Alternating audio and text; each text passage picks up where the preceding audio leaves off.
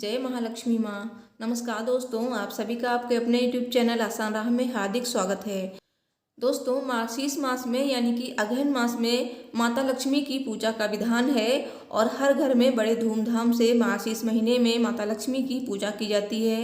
वैसे तो गुरुवार को भगवान विष्णु की पूजा होती है, लेकिन मार्गशीर्ष महीने में माता लक्ष्मी की पूजा की जाती है।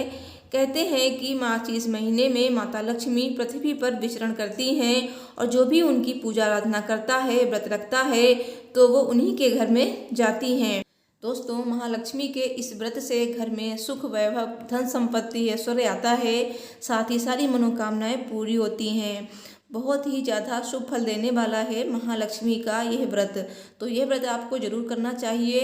चाहे आप सारे व्रत ना कर पाएँ, आपको जब भी पता चले कि मार्गशीर्ष महीने में गुरुवार का व्रत रखा जाता है माता लक्ष्मी के लिए, तो उस दिन से आप शुरू कर दें। भले ही आपको एक गुरुवार मिले मार्गशीर्ष महीने का या फिर आपको 2, तो आप ये व्रत जरूर रखें। दोस्तों, अगहन मास में इस बार कितने गुरुवार पड़ रहे हैं ये भी मैं आपको बता दूंगी आगे वीडियो में।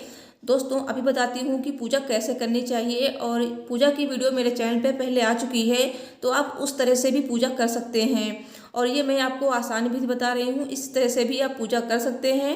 तो दोस्तों, 2021 में पहला व्रत जो है 25 नवंबर को पड़ रहा है।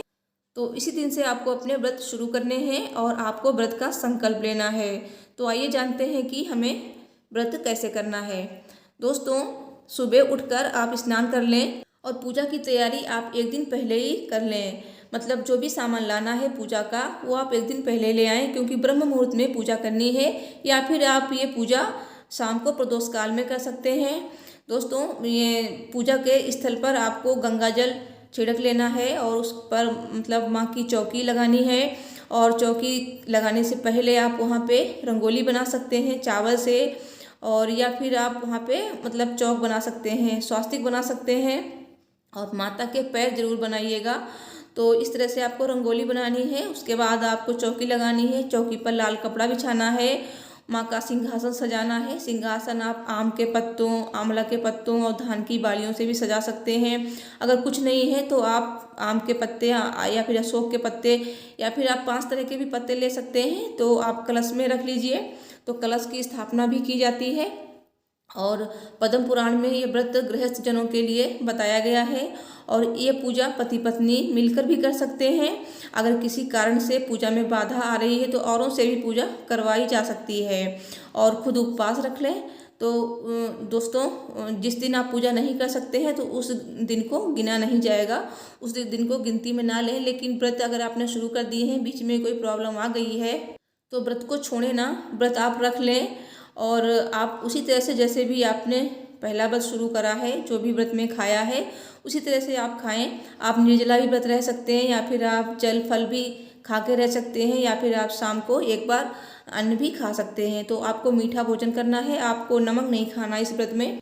और माता लक्ष्मी की विधिवत पूजा करने के बाद आपको कथा अवश्य पढ़नी है। कथा पढ़ने के बाद आपको आरती करनी है, माता लक्ष्मी के मंत्रों का जाप करना है। तो मंत्र आपको जो भी आते हैं उन मंत्रों का आप जाप कर सकती हैं। मेरे चैनल पे भी मंत्र हैं, उनका भी लिंक मैं दे दूंगी, आप देख लेना। दोस्तों, इस पूजा को करने के लिए किसी भी ब्राह्मण या फिर पंडित की जरूरत नहीं होती है। हर कोई अपनी शक्ति और भक्ति के अनुसार पूजा कर सकता है। दोस्तों, एक दिन पहले ही आपको घर की साफ़ सफाई कर लेनी है। अगर आप गोबर से लीपना चाहते हैं तो वहाँ पे गोबर से भी लीप सकते हैं, या फिर चौक भी बना सकते हैं।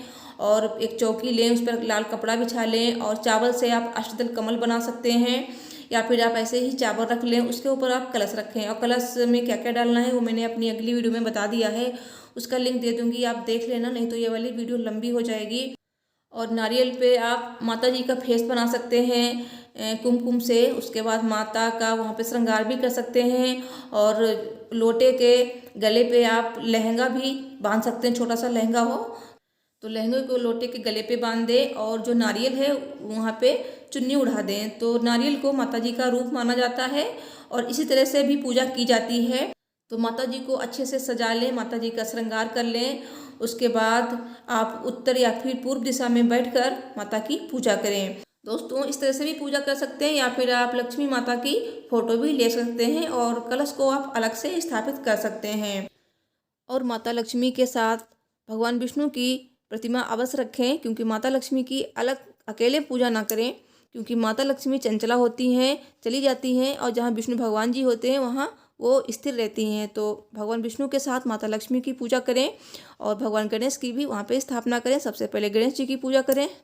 तो दोस्तों, शेष गुरुवार को आपको इसी तरह से ही पूजा करनी है। हल्दी कुमकुम का तिलक लगाना है और सारे फूल फल आपको चढ़ाने हैं। सफ़ेद मिठाई का भोग अवश्य लगाएं, और अगर हो सके तो आप अनार जरूर अर्पित करें, क्योंकि अनार को वंश वृद्धि माना जाता है जब माता को चढ़ाते हैं तो हम, क्योंकि उसमें बहुत सारे दाने होते हैं और इस तरह से बीज वाली चीज़ें माता को अर्पित करनी चाहिए। और अनार माता जी को बहुत ही ज़्यादा प्रिय है। और भगवान विष्णु को पीले फल या फिर पीली मिठाई का भोग लगाएं, और भगवान गणेश को पान जरूर अर्पित करें, साथ ही जनेऊ अर्पित करें भगवान विष्णु को और भगवान गणेश को। तो सारी पूजा करने के बाद माँ लक्ष्मी के इस मंत्र का जाप कर सकते हैं जो स्क्रीन पे है। महालक्ष्मी गुरुवार व्रत की कथा अवश्य पढ़ें और अंत में आरती करें। माता जी को प्रणाम करें और अपनी की हुई गलतियों की क्षमा मांगे, जो भी पूजा में त्रुटि हो जाती हैं, और माता जी को जो दक्षिणा है जरूर अर्पित करें, और इससे जो भी हमारी कमी रह जाती पूजा में वो पूरी हो जाती है। उसके बाद माता की मतलब जो भी आपकी मनोकामना है वो माता जी से कहें कि माता जी मैंने आपका व्रत रखा है और हमारी ये मनोकामना है, तो हमारी मनोकामना पूर्ण करें और हमारे घर में धन संपत्ति आए। और इस तरह से आप अपना व्रत रख सकते हैं। और आप उपवास करें तो उपवास में आप दूध फलाहार कर सकते हैं, खाली पेट ना रहें। तो जैसा भी आपने व्रत का संकल्प लिया है तो उसी के अनुसार आप व्रत रखें।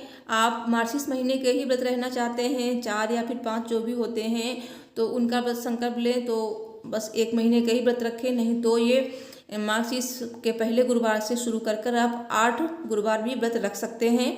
और नहीं तो आप मार्गशीर्ष महीने के ही गुरुवार व्रत रखकर आप लास्ट गुरुवार को उद्यापन कर सकते हैं। उद्यापन कैसे करना है इसकी वीडियो मैं आपको आगे दे दूंगी। दोस्तों, सुबह आपको पूजा करनी है, फिर आपको शाम को भी माता लक्ष्मी की पूजा करनी है, भोग लगाना है, और गौ माता के लिए भी आपको अन्न निकालना है जो भी आप खाते हैं। उसके बाद आपको परिवार के साथ बैठकर भोजन करना है।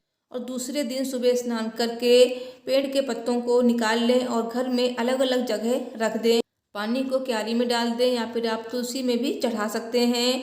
और जिस जगह पूजा की हो वहाँ हल्दी कुमकुम छिड़क कर 3 बार प्रणाम करें। इस प्रकार आप महीने के हर गुरुवार को व्रत करें और अगहन मास के 4 गुरुवार को इसी तरह से पूजन करें। पद्म पुराण में कहा गया है कि जो कोई भी हर वर्ष श्री महालक्ष्मी जी का यह व्रत करेगा उसे सुख धन वैभव संपदा आदि प्राप्त होगी और माता लक्ष्मी की विशेष कृपा उस पर और उसके परिवार पर रहेगी।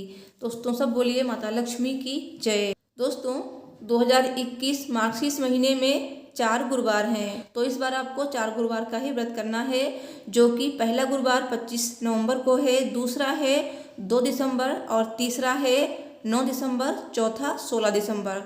तो ये 4 गुरुवार हैं मार्गशीर्ष महीने में। दोस्तों, मेरे चैनल पे मार्गशीर्ष महीने में गुरुवार व्रत में सुनी जाने वाली श्री महालक्ष्मी जी की व्रत कथा आ चुकी है, तो आप देख सकते हैं। ये वाली वीडियो अगर आपको पसंद आई है तो प्लीज़ वीडियो को लाइक शेयर करें एंड मेरे चैनल को सब्सक्राइब करना ना भूलें। तो मिलती हूँ नेक्स्ट वीडियो में। Thanks for watching. हर हर महादेव। जय श्री लक्ष्मी नारायण जी।